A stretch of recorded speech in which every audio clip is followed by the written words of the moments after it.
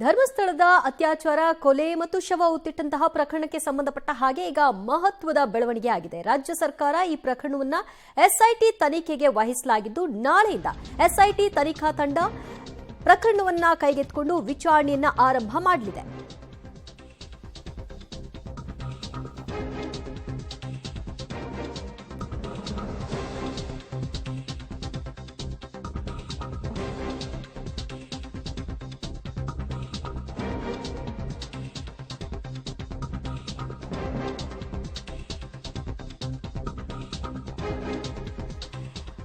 ಧರ್ಮಸ್ಥಳದ ಶವ ಹೂತಿಟ್ಟ ಪ್ರಕರಣಕ್ಕೆ ಸಂಬಂಧಪಟ್ಟ ಹಾಗೆ ಟ್ವಿಸ್ಟ್ ಸಿಗ್ತಾ ಇದೆ. ಪ್ರಕರಣವನ್ನ ಗಂಭೀರವಾಗಿ ಪರಿಗಣಿಸಿರುವ ರಾಜ್ಯ ಸರ್ಕಾರ ತನಿಖೆಗೆ ಎಸ್ಐಟಿ ತಂಡವನ್ನ ರಚನೆ ಮಾಡಿ ಆದೇಶವನ್ನ ಮಾಡಲಾಗಿದೆ. ಐಪಿಎಸ್ ಪ್ರಣಬ್ ಮೊಹಂತಿ ನೇತೃತ್ವದಲ್ಲಿ ತನಿಖೆಯನ್ನ ಕೈಗೆತ್ತಿಕೊಳ್ಳಲಾಗುತ್ತೆ. ತನಿಖೆಯ ಅಂತಿಮ ವರದಿ ಶೀಘ್ರದಲ್ಲೇ ಸರ್ಕಾರಕ್ಕೆ ಸಲ್ಲಿಸಬೇಕು ಅನ್ನುವಂತಹ ಸೂಚನೆಯನ್ನು ಕೂಡ ಕೊಡಲಾಗಿದೆ. ನಾಳೆಯಿಂದಲೇ ತನಿಖೆಯನ್ನ ಎಸ್ಐಟಿ ತಂಡ ಪ್ರಾರಂಭ ಮಾಡಲಿದೆ. ಈ ಪ್ರಕರಣಕ್ಕೆ ಸಂಬಂಧಪಟ್ಟ ಹಾಗೆ ಇಲ್ಲಿಯವರೆಗೂ ಮುಸುಕುದಾರಿ ಕೊಟ್ಟಂತಹ ಹೇಳಿಕೆ ಮತ್ತು ದೂರಿನಲ್ಲಿರುವಂತಹ ಅಂಶಗಳು ಮತ್ತು ಆ ಸ್ಪಾಟ್ನಲ್ಲಿ ಸಿಗಬಹುದಾದಂತಹ ಶವಗಳ ಕುರಿತಾಗಿ ಸಮಗ್ರ ತನಿಖೆಯನ್ನ ನಡೆಸುವಂತಹ ನಿಟ್ಟಿನಲ್ಲಿ ಈ ಎಸ್ಐಟಿಯನ್ನ ರಚನೆ ಮಾಡಲಾಗಿದೆ.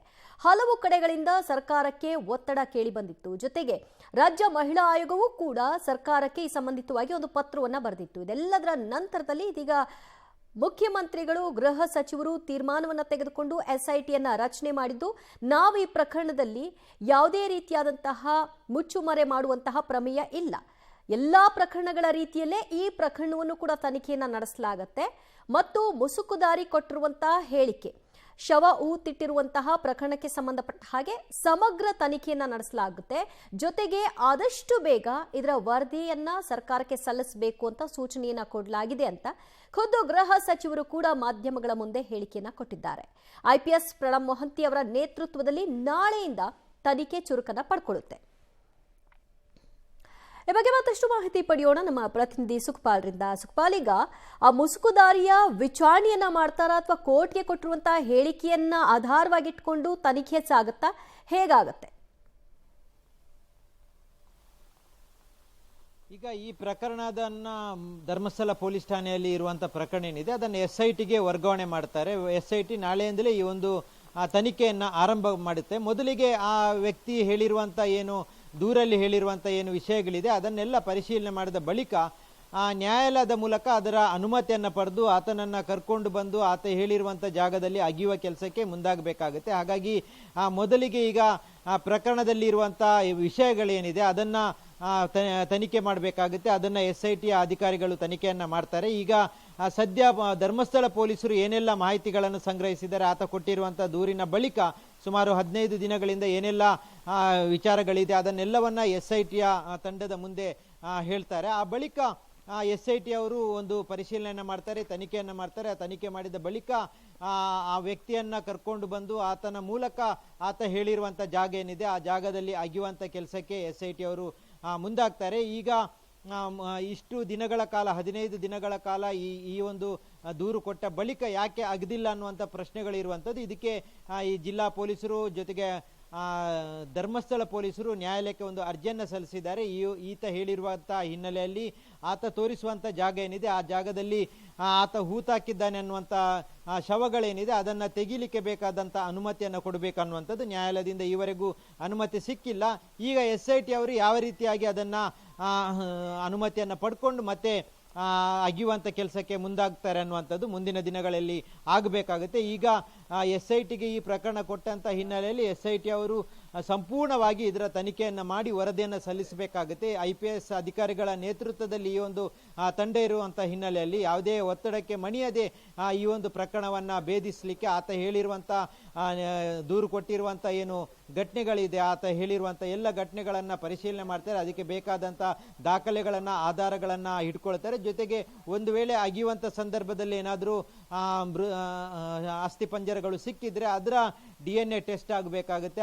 ಅದರ ಬಗ್ಗೆನೂ ವರದಿಗಳನ್ನು ತರಿಸ್ಕೊಳ್ಬೇಕಾಗುತ್ತೆ. ಜೊತೆಗೆ ಆ ಬಳಿಕ ಎಲ್ಲಾದರೂ ಧರ್ಮಸ್ಥಳ ಠಾಣೆ ಅಥವಾ ರಾಜ್ಯದಲ್ಲಿ ಏನಾದರೂ ಮಿಸ್ಸಿಂಗ್ ಕೇಸ್ಗಳಿದ್ರೆ ಅದರ ಬಗ್ಗೆನೂ ಪರಿಶೀಲನೆಗಳನ್ನ ಮಾಡಬೇಕಾಗುತ್ತೆ. ದಿವ್ಯಾ, ಸುಖಪಾಲ್ ಸಂಪರ್ಕದಲ್ಲಿರಿ, ಮತ್ತಷ್ಟು ಮಾಹಿತಿಯನ್ನ ನಿಮ್ಮಿಂದ ಪಡೆದುಕೊಳ್ತೀನಿ. 2 ದಶಕಗಳ ಕಾಲ ಯಾವ ರೀತಿಯಾಗಿ ನಾನು ನನ್ನ ಕೈಯಾರೆ ಮೃತದೇಹಗಳನ್ನು ಹೂತು ಬಂದಿದ್ದೆ ಅನ್ನೋದರ ಕುರಿತಾಗಿ ಈ ವ್ಯಕ್ತಿ ಕೊಟ್ಟಿರುವಂತಹ ಸ್ಟೇಟ್ಮೆಂಟ್ ಆಧಾರದ ಮೇಲೆ ಈಗ SITಯನ್ನು ರಚನೆ ಮಾಡಲಾಗಿದೆ. ಈ ತನಿಖೆ ಯಾವ ರೀತಿಯಲ್ಲಿ ಸಾಗುತ್ತೆ, ಕೊನೆಗೆ ಯಾವ ಹಂತಕ್ಕೆ ಹೋಗುತ್ತೆ ಅನ್ನೋದು ಕುತೂಹಲ. ಧರ್ಮಸ್ಥಳದಲ್ಲಿ ಶವಗಳ ಹೂತಿಟ್ಟ ಪ್ರಕರಣ ನಾಳೆಯಿಂದಲೇ ತನಿಖೆಯನ್ನ SIT ತನಿಖಾ ತಂಡ ಪ್ರಾರಂಭ ಮಾಡಲಿದೆ. ನ್ಯಾಯಾಲಯದಲ್ಲಿ ಹೇಳಿಕೆ ಕೊಟ್ಟಿರೋ ಅನಾಮಧೇಯ ವ್ಯಕ್ತಿ ಸಾವಿರಾರು ಮೃತದೇಹಗಳನ್ನ ಹೂತಿಟ್ಟಿದ್ದಕ್ಕೆ ನಾನೇ ಸಾಕ್ಷಿ, ಸಿಕ್ಕಿರುವ ಅಸ್ಥಿ ಪಂಜರದ DNA ಟೆಸ್ಟ್ ಮಾಡಿ ಅಂತ ಆತ ಕೋರಿದ್ದಾರೆ. ಶೀಘ್ರದಲ್ಲೇ ಬಾಕಿ ಉಳಿದಿರೋ ಅಸ್ಥಿ ಪಂಜರವನ್ನ ಹೊರಕ್ಕೆ ತೆಗಿಬೇಕು ಅಂತ ಕೂಡ ಅವರು ಕೇಳಿದ್ದಾರೆ. ಸೊ ಈಗ ಅದರಂತೆ ಅಲ್ಲಿ ಅವ್ರು ತೋರಿಸುವಂತಹ ಸ್ಪಾಟ್ಗೆ ಕರ್ಕೊಂಡು ಹೋಗಿ ಶವಗಳನ್ನ ಹೊರತೆಗೆಯುವಂತಹ ಕೆಲಸವನ್ನ ಮಾಡಬೇಕಾಗತ್ತೆ. ಅದಾದ ನಂತರದಲ್ಲಿ DNA ಪರೀಕ್ಷೆಗೆ ಒಳಪಡಿಸಬೇಕು ಮತ್ತು ಅದು ಯಾರಿಗೆ ಮ್ಯಾಚ್ ಆಗುತ್ತೆ ಅನ್ನೋದನ್ನ ಗಮನಿಸಿಕೊಳ್ಬೇಕು. ಹಲವಾರು ಮಿಸ್ಸಿಂಗ್ ಪ್ರಕರಣಗಳು ಎಲ್ಲೆಲ್ಲಿ ದಾಖಲಾಗಿದೆ, ಅದಕ್ಕೇನಾದ್ರೂ ಸಾಮ್ಯತೆ ಇದೆಯಾ, ಅದೆಲ್ಲವನ್ನು ಕೂಡ ಚೆಕ್ ಮಾಡಬೇಕಾಗತ್ತೆ. ಮತ್ತಷ್ಟು ಮಾಹಿತಿ ಪಡೆಯೋಣ ನಮ್ಮ ಪ್ರತಿನಿಧಿ ಸುಕ್ಪಾಲ್ರಿಂದ. ಸುಕ್ಪಾಲ್, ಈಗ ಅವರು ತಂದಿರುವಂತಹ ಒಂದು ಶವದ DNA ಟೆಸ್ಟ್ನ ಮಾಡೋ ಮೂಲಕವಾಗಿ ಅದರ ಖಚಿತತೆಯನ್ನ ಮೊದಲು ಪಡ್ಕೊಳ್ತಾರೋ ಅಥವಾ ವ್ಯಕ್ತಿಯನ್ನ ಸ್ಪಾಟ್ ಕರ್ಕೊಂಡು ಹೋಗಿ ಎಲ್ಲೆಲ್ಲಿ ಬಾಡಿ ಇದೆ ಅಂತ ಮಹಜರು ಮಾಡಿ ಅದೆಲ್ಲವನ್ನು ಅಗೆಯುವ ಕೆಲಸಗಳು ಆಗತ್ತಾ? ಈಗ ಆತ ನ್ಯಾಯಾಲಯಕ್ಕೆ ಸಲ್ಲಿಸಿರುವಂತ ಒಂದು ತಲೆಬುರುಡೆ ಏನಿದೆ ಅದನ್ನ ಆತ ಎಲ್ಲಿಂದ ತೆಗೆದಿದ್ದಾನೆ ಅನ್ನೋದನ್ನ ಮೊದಲಿಗೆ ತನಿಖೆ ಮಾಡಬೇಕಾಗುತ್ತೆ. ಅಂದ್ರೆ ಆತನ ಕೈಯಲ್ಲಿ ಇತ್ತ ಅಥವಾ ಧರ್ಮಸ್ಥಳದಲ್ಲಿ ಆತ ಹೇಳಿದ್ದಾನೆ ಅಲ್ಲಿಂದ ತಗೊಂಡು ಹೋಗಿ ಅವನ ಮನೆಯಲ್ಲಿ ಇಟ್ಕೊಂಡಿದ್ದಾನೆ ಅಥವಾ ಮೊನ್ನೆ ಬರುವಾಗ ಎಲ್ಲಿಯಾದ್ರೂ ಹೂತಾಕಿದ್ದನ್ನ ತೆಗೆದು ತಂದಿದ್ದಾನೆ ಅನ್ನೋದ್ರ ಬಗ್ಗೆನೂ ತನಿಖೆ ಆಗಬೇಕು, ಅದರ ಬಗ್ಗೆನೂ ಸ್ಪಷ್ಟತೆ ಆಗಬೇಕು.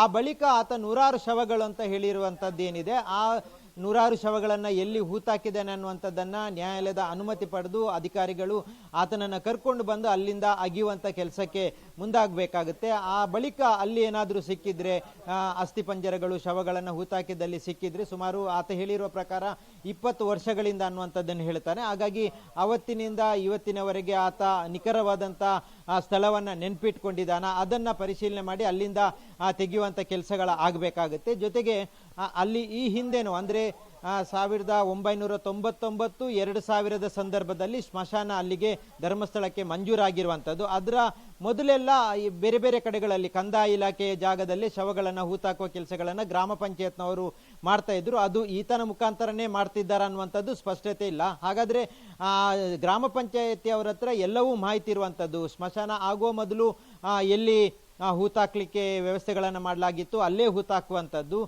ಅದು ಕಂದಾಯ ಇಲಾಖೆಯ ಜಾಗ, ಅದಕ್ಕೆ ಕಂದಾಯ ಇಲಾಖೆಯ ಪರ್ಮಿಷನ್ ಅನ್ನ ತೆಗೆದುಕೊಳ್ಬೇಕಾಗುತ್ತೆ.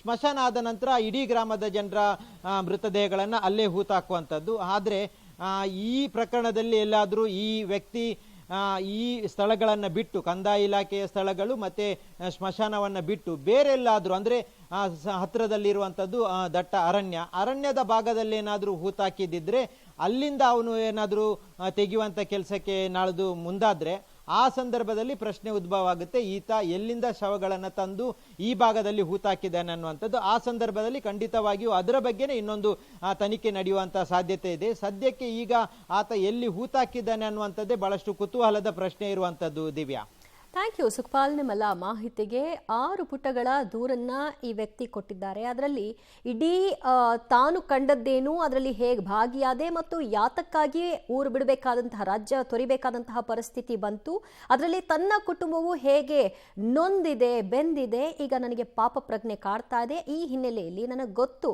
ಇದರಿಂದ ನಾನು ಕೂಡ ನಾಳೆ ಶಿಕ್ಷೆಗೆ ಒಳಪಡ್ತೀನಿ ಅಂತ, ಆದರೂ ಕೂಡ ನಾನು ಇದನ್ನ ಮಾಡಲೇಬೇಕಾದಂತಹ ಸಂದರ್ಭ ಬಂದಿದೆ, ಈ ಬಗ್ಗೆ ಮಾತನಾಡ್ತಿದ್ದೀನಿ ಅಂತ ಅವರು ದೂರಿನಲ್ಲಿ ಹೇಳಿದ್ದಾರೆ. ಇನ್ನು ಧರ್ಮಸ್ಥಳದಲ್ಲಿ ಶವಗಳ ಹೂತಿಟ್ಟ ಪ್ರಕರಣಕ್ಕೆ ಸಂಬಂಧಪಟ್ಟ ಹಾಗೆ ರಾಜ್ಯ ಸರ್ಕಾರ ಈ ಪ್ರಕರಣವನ್ನು ಗಂಭೀರವಾಗಿ ಪರಿಗಣಿಸಿದ್ದು SIT ತನಿಖೆಗೆ ವಹಿಸಿದೆ. ರಾಜ್ಯ ಸರ್ಕಾರ SIT ರಚನೆ ಬೆನ್ನಲ್ಲೇ ಸಿಎಂ ಒಂದು ಪೋಸ್ಟ್ ಸಹ ಮಾಡಿದ್ದಾರೆ ಎಕ್ಸ್ನಲ್ಲಿ. ಧರ್ಮಸ್ಥಳ ಭಾಗದಲ್ಲಿ 100 ಶವ ಹೂತಿರುವ ಬಗ್ಗೆ ದೂರು ಬಂದಿದೆ. ಅಸಹಜ ಸಾವು, ಕೊಲೆ, ಅತ್ಯಾಚಾರದಂತಹ ಅಪರಾಧದ ಕೃತ್ಯಗಳು ನಡೆದಿರಬಹುದು. ಎಲ್ಲ ಸಾಧ್ಯತೆಯನ್ನು ಪರಿಗಣಿಸಿ ಸಮಗ್ರ ತನಿಖೆಗೆ ಮಹಿಳಾ ಆಯೋಗ ಒಂದು ಪತ್ರ ಬರೆದಿದೆ. ಮಹಿಳಾ ಆಯೋಗದ ಮನವಿಯಂತೆ IPS ಅಧಿಕಾರಿಗಳ ತನಿಖಾ ತಂಡವನ್ನು ರಚನೆ ಮಾಡಲಾಗಿದೆ ಅಂತ SIT ರಚನೆ ಕುರಿತಾಗಿ ಫೇಸ್ಬುಕ್ನಲ್ಲಿ ಸಿಎಂ ಸಿದ್ದರಾಮಯ್ಯನವರು ಒಂದು ಪೋಸ್ಟ್ ಅನ್ನ ಹಾಕೋ ಮೂಲಕವಾಗಿ ಸರ್ಕಾರ ಈ ಪ್ರಕರಣವನ್ನ ಬೇರೆ ಎಲ್ಲರೂ ಕೂಡ ಬಣ್ಣಿಸ್ತಿರೋ ಹಾಗೆ ಲೈಟ್ ಆಗಿ ಪರಿಗಣಿಸಿಲ್ಲ, ಪ್ರತಿಯೊಂದು ಪ್ರಕರಣಗಳ ರೀತಿಯಲ್ಲೇ ಈ ಪ್ರಕರಣವೂ ಕೂಡ ಗಂಭೀರತೆಯನ್ನು ಪಡ್ಕೊಂಡು ತನಿಖೆಯನ್ನು ನಡೆಸುತ್ತೆ. ಮತ್ತು ಇದೊಂದು ಸಾಮಾನ್ಯ ಪ್ರಕರಣ ಅಂತ ನಾವು ಭಾವಿಸ್ತಾ ಇಲ್ಲ. ಆ ಕಾರಣಕ್ಕಾಗಿಯೇ SITಯನ್ನು ರಚನೆ ಮಾಡಿದ್ದೀವಿ.